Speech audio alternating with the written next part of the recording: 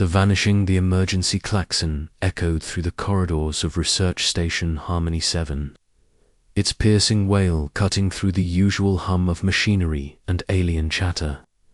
Captain Elena Torres sprinted through the metal hallways, her boots clanging against the deck plates as she raced toward the security center. In her 15 years of managing interspecies conflicts, she had never heard the code black alarm, the signal reserved for species extinction-level threats. The security center doors hissed open, revealing chaos. Technicians hunched over, glowing consoles, while holographic displays showed heat signatures and motion trackers throughout the station.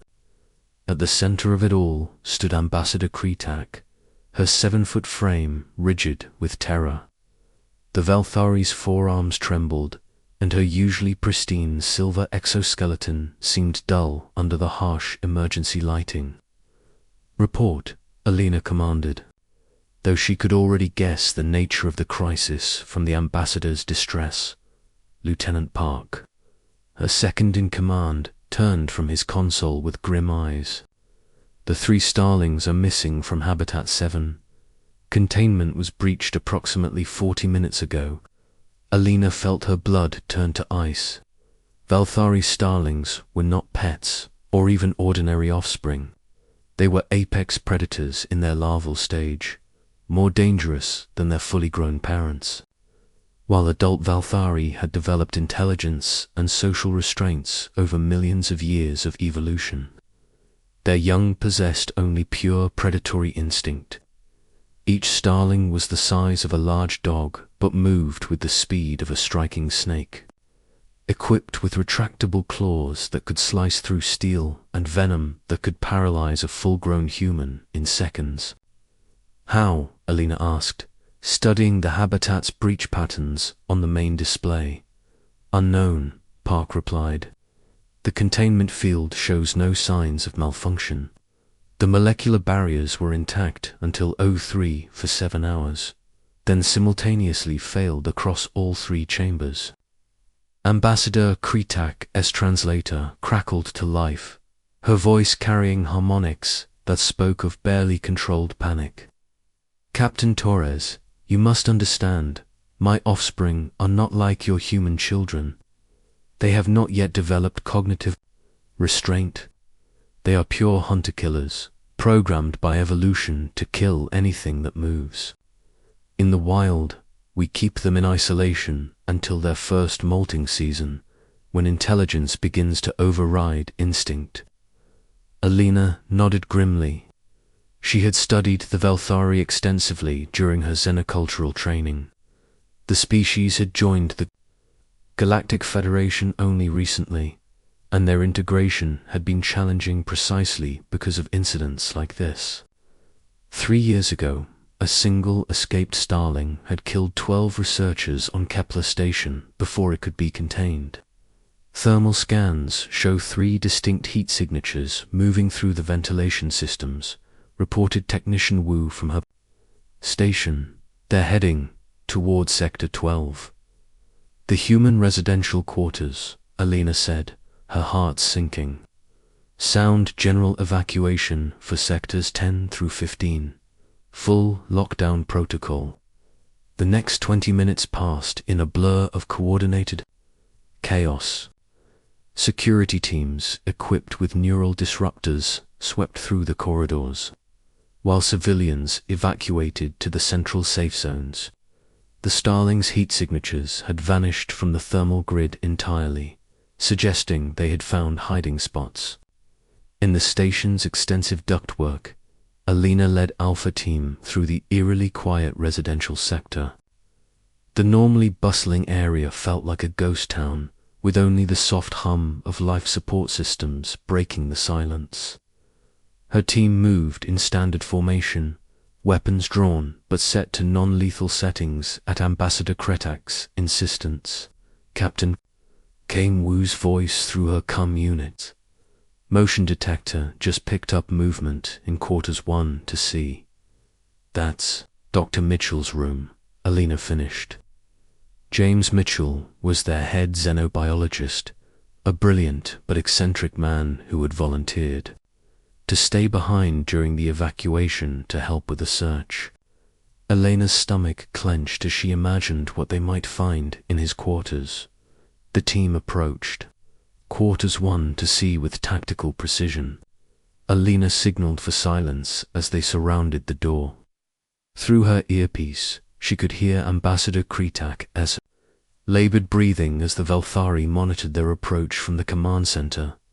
Elena activated the door override, and the metal barrier slid open with barely a whisper. The sight that greeted them defied every expectation, every piece of training, every understanding of xenobiology that Elena possessed. Dr. James Mitchell sat cross-legged on his small sofa, completely unharmed and apparently at peace, curled. Around him like oversized cats were the 3 missing starlings.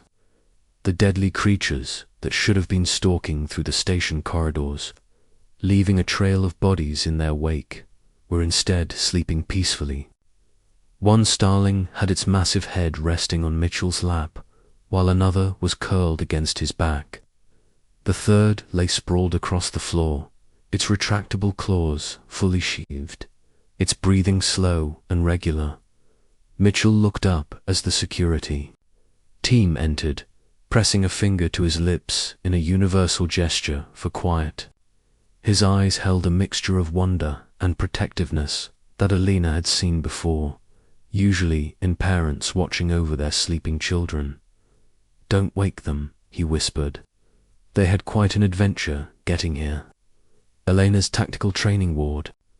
With her sense of impossible wonder, she kept her neural disruptor raised, but couldn't bring herself to target the peaceful scene before her. Through her cum unit, she could hear Ambassador Kretak's sharp intake of breath as the camera feeds transmitted the scene back to the command center. "Dr. Mitchell," Elena said softly, "we need to get you out of there safely. Those creatures are extremely dangerous." Mitchell's hand moved gently along the spinal ridge of the starling resting against him.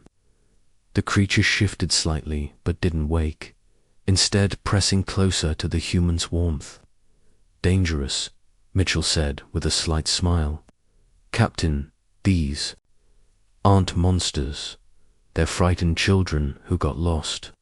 The starling in his lap made a soft sound, almost like a purr, as Mitchell stroked behind what Elena assumed were its sensory organs. The creature's features, which should have appeared predatory and threatening, instead seemed almost peaceful in sleep. "This is impossible," came Ambassador Kretak's voice through the cum, heavy with disbelief. "Starlings do not. They cannot. Captain Torres, my offspring have never shown such behavior. Not to their own kind, certainly not to an alien species." Elena slowly lowered her weapon, though she kept it ready. "Dr. Mitchell, can you explain what happened? How did you survive their approach?" Mitchell's eyes took on the distant look he got when discussing his research. "I was working late, analyzing the neural pattern data from the Velthari cultural exchange protocols. I heard scratching in the vents, then they emerged from the air recycling unit one by one." He paused, remembering the first one. "This little lady here came out in full attack posture, claws extended, venom glands swollen. Everything in my training told me to run or fight, but something else told me to wait." "What changed?" Elena asked, genuinely fascinated despite the potential danger. "I spoke to her," Mitchell said simply. "I've been studying their language patterns, and I recognized the stress harmonics they emit when frightened. She wasn't hunting, she was terrified, lost, confused, overwhelmed by all the unfamiliar scents and sounds of the station." Elena watched as the starling in question shifted in its sleep, unconsciously moving closer to Mitchell's protective presence. The creature's hide, which had appeared armor-like and threatening in the security footage, now seemed surprisingly vulnerable. I sat down and started humming the Velthari nursery harmonics that Ambassador Kretak had recorded for my research. Mitchell continued. Within minutes, all three had approached. They were curious, not aggressive. When I offered my hand, they sniffed it the way any young animal might investigate something new. Through the cum, Ambassador Kretak's translator conveyed something that sounded like sobbing. The nursery harmonics. I sang those to them when they were first hatched, but they have never responded to comfort sounds from outside their species. This should not be possible. Elena found herself studying the sleeping starlings with new eyes. Their fearsome claws were retracted. Their venom glands showed no signs of stress activation, and their breathing patterns suggested deep, restful sleep. Most remarkably, they had positioned themselves around Mitchell in a defensive formation, protecting rather than threatening him. "Captain," Lieutenant Park's voice crackled through her earpiece. "We have a situation. 3 Velthari Council members are demanding immediate teleportation to our location. They're claiming this is either an elaborate deception or evidence of human mind control technology." Alina sighed. The political implications were staggering. If the Velthari Council believed humans had somehow manipulated their young, it could destroy the fragile alliance between their species. On the other hand, if this was genuine evidence of unprecedented interspecies bonding, it could revolutionize everything they understood about alien psychology. "Ambassador," Kritaki Elena said into her, "Come. We need your guidance here. What does this mean for your people?" The response came after a long pause, filled with harmonics that Elena's translation software couldn't properly interpret. "Captain Torres, in 10,000 years of recorded Velthari history, our young have never exhibited trust behaviors toward any creature outside their immediate genetic line. What Dr. Mitchell has accomplished, it suggests possibilities that challenge our fundamental understanding of our own species." Mitchell looked up at Elena with eyes bright with scientific excitement. "Captain, do you realize what this could mean?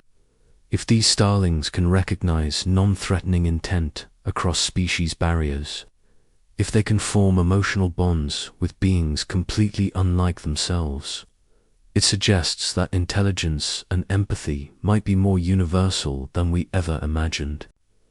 Alina watched one of the sleeping starlings extend a clawed appendage to rest gently on Mitchell's arm, a gesture that looked remarkably like a child reaching out to a parent for comfort.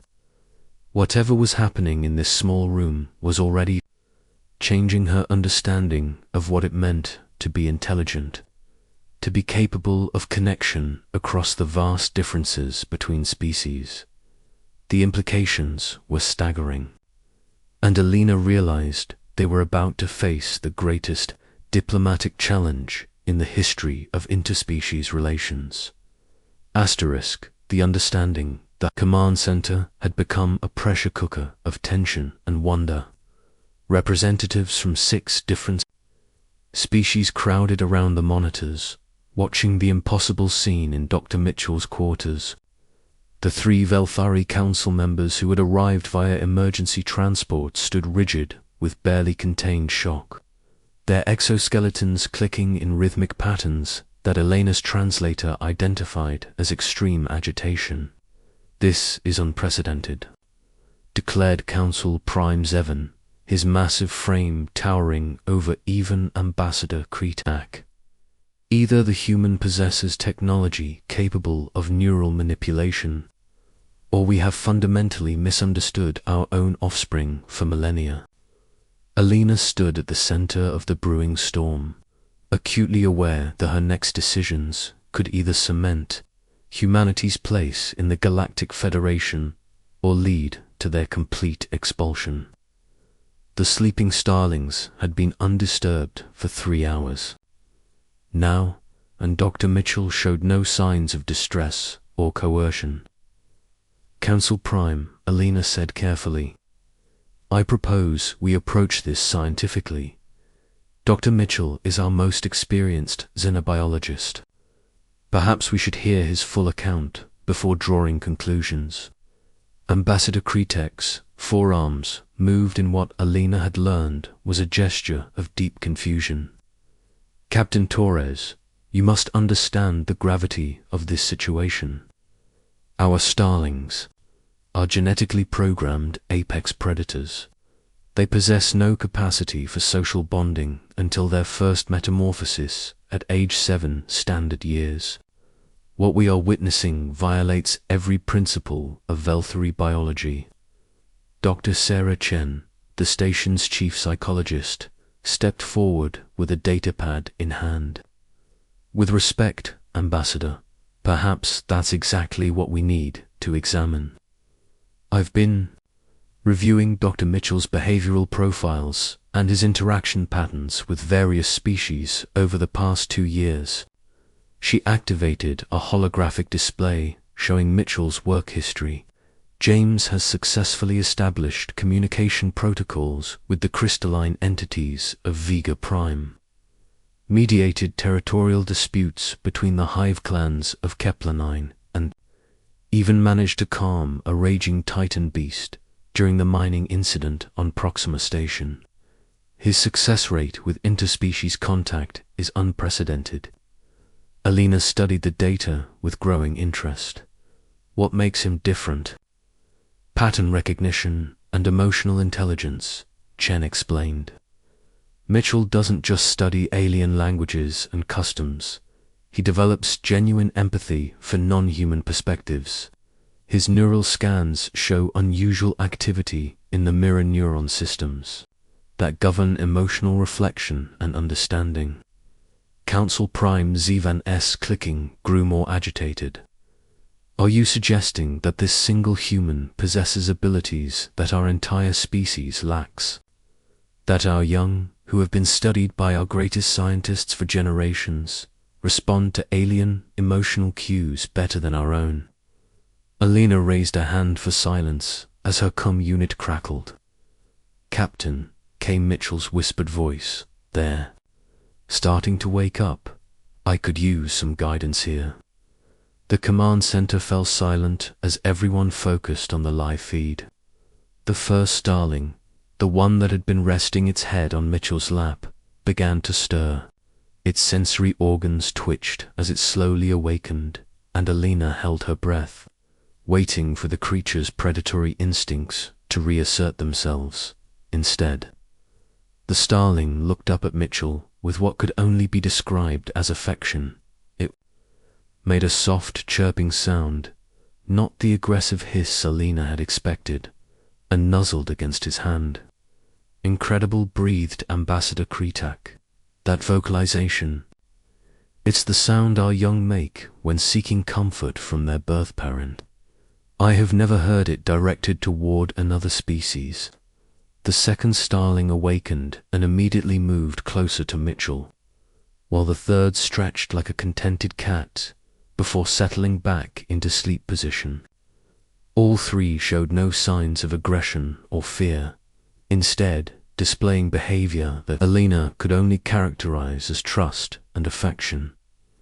Mitchell's voice came through the again. "Captain, I think they're hungry. They keep making these chittering sounds and looking toward the food synthesizer." Alina exchanged glances with Ambassador Kretek. "What do starlings eat at this stage?" The ambassador's response sent a chill through the room. "Primarily meat, Captain. Fresh meat. Their hunting instincts are strongest when feeding." Alina felt the weight of the moment settling on her shoulders. If the starlings reverted to predatory behavior during feeding, it could trigger a violent reaction. If Mitchell attempted to provide food and was attacked, the entire diplomatic situation could collapse into tragedy. "Dr. Mitchell," Alina said carefully, I need you to move very slowly away from the starlings. We're going to attempt a controlled extraction. Wait, came Mitchell's voice, followed by an odd sound Alina couldn't identify. After a moment, she realized it was laughter. Captain, you need to see this. The camera feed showed Mitchell slowly standing, with all 3 starlings following his movement. Instead of crouching in attack positions, they remained close to him, almost like loyal pets seeking attention. One of them had wrapped its tail around his ankle, not restraining him, but apparently seeking contact. They're not hunting me, Captain. They're treating me like ... like family. Ambassador Kretak's translation, harmonics, became almost musical. Captain Torres, this behavior, it mirrors the bonding patterns our young display with their birth parents during the dependency phase. But our young have never shown such attachment to any individual outside their genetic lineage. Alina made a decision that would later be called either brilliant or reckless by historians. Dr. Mitchell, we're going to test a theory. I want you to try moving toward your food synthesizer, but slowly. Let's see how they react to environmental changes. The entire command center watched in tense silence as Mitchell took careful steps across his quarters. The starlings moved with him, maintaining their protective formation but showing no signs of aggression. When he reached the synthesizer, one of them actually moved ahead of him, as if checking for danger. They're guarding him, Alina realized. Not hunting him, protecting him. Council Prime Zeven's exoskeleton had gone completely still. This is impossible. Our research clearly demonstrates that starling protective behaviors are limited to genetic relatives. The neural pathways for interspecies social bonding simply do not exist at this developmental stage. Dr. Chen looked up from her analysis pad. Unless they do exist, but have never been activated before. Dr. Mitchell, can you tell us exactly what you did when the starlings first appeared? Mitchell's voice took on the thoughtful tone Alina recognized from his research presentations. I treated them exactly as I would treat any frightened young creature, with patience, non-threatening body language, and appropriate vocal cues. But more than that, I genuinely wanted to help them. I could see they were lost and scared. That's the key, Chen said excitedly. Genuine intention. Most beings, when confronted by apex predators, experience fear responses that trigger defensive or aggressive behaviors. Dr. Mitchell felt protective concern instead of self-preservation panic. Alina began to understand the implications. So, the starlings responded to his emotional state rather than his species classification. Precisely, Chen confirmed. And if that's true, it suggests that emotional intelligence and empathy might be more fundamental to consciousness than we ever realized. Ambassador Kretak moved closer to the monitors, her compound eyes focused intently on her offspring. Dr. Mitchell, would you be willing to attempt feeding them? I must see how they respond to resource competition. It is the ultimate test of their behavioral adaptation. Alina felt her pulse quicken. Resource competition was when most apex predators revealed their true nature. Even domesticated Earth. Animals often showed aggression when food was involved. Mitchell synthesized a protein mixture suitable for young Velthari, following the nutritional guidelines in the station's xenobiology database. As the food materialized, Alina expected the starlings to surge forward aggressively, potentially triggering their predatory programming. Instead, they waited. All 3 remained positioned around Mitchell until he gestured toward the food. Then, they approached calmly, taking turns rather than competing. Most remarkably, The largest starling actually nudged one of its smaller siblings forward to eat first. The command center erupted in amazed chatter from the various species representatives.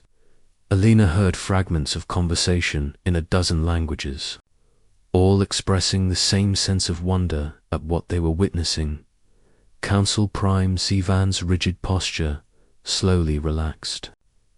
10,000 years, he said quietly, and we never realized our young possessed such capacity for social learning. Alina turned to face him. What does this mean for our alliance, Council Prime? The massive Velthari was quiet for a long moment, watching his species young interact peacefully with a human. Captain Torres, it means we have much to learn from humanity. Your Dr. Mitchell has demonstrated something our greatest minds thought impossible, that intelligence and compassion can transcend species barriers at the most fundamental level. Ambassador Kretak's harmonics took on tones of deep emotion. My offspring have formed their first social bonds outside our species. They have chosen to trust a human with their lives. This will change everything about how we understand consciousness, intelligence, and the possibilities for true interspecies cooperation. Alina watched as Mitchell gently stroked one starling's hide while the others settled around him again for another nap. The implications were staggering. If apex predators, in their most primitive developmental stage, could form emotional bonds across species lines, what did that suggest about the potential for deeper cooperation throughout the galaxy, Council? Prime, Alina said, I believe we have an opportunity to pioneer new forms of interspecies understanding. Dr. Mitchell's success suggests that emotional intelligence might be the key to overcoming evolutionary barriers. Zevon nodded slowly. Agreed, Captain. We propose establishing a joint research program to study these bonding mechanisms. If we can understand how Dr. Mitchell achieved this connection, perhaps we can develop protocols for deeper cooperation between all Federation species. As Alina watched the peaceful scene in Mitchell's quarters, she realized they had witnessed something revolutionary. Humanity's greatest strength might not be their technology or their adaptability. It might be their capacity for genuine empathy across the vast differences that separated intelligent species. The starlings had chosen to trust a human with their lives, and in doing so, had opened doorways to understanding that could reshape the entire galaxy's approach to interspecies cooperation. The future suddenly seemed brighter and more connected than Alina had ever imagined possible. In the quiet of his quarters, Dr. Mitchell continued to provide comfort to three young creatures who should have been his natural enemies, proving that sometimes the greatest discoveries come not from advanced technology, but from the simple willingness to see others, no matter how different, as worthy of understanding and care. Asterisk.